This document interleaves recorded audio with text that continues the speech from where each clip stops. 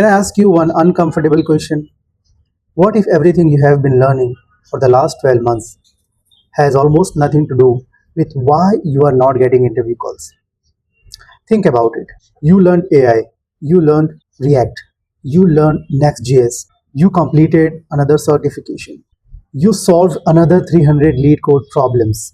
Your inbox is still silent. Why?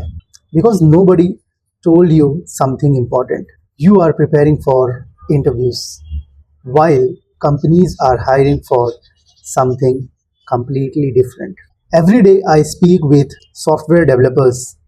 The conversation is almost identical. I am learning AI. I am learning backend. I am learning cloud. So I ask one question: why? Most of them don't have an answer. Not because they are lazy, because they have accepted the biggest lie in our industry. That is, learn more, earn more. I wish it were that simple. Last week, I opened dozens of remote front end job descriptions. I wasn't looking at the tech stack, I was looking at what companies actually valued. Do you know what I kept seeing?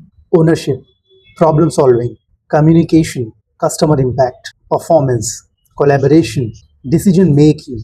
Not one company said, "We are looking for someone who knows five frameworks." Companies don't pay more because you know more syntax. They pay more because you reduce expensive problems. That's completely different game. Here is what hurts. Developers think they are being rejected because they don't know enough.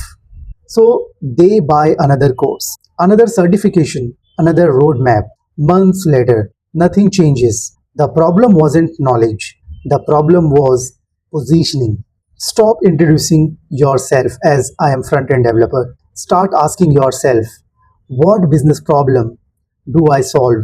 Because frameworks change, business problems don't. One engineer says, I know React.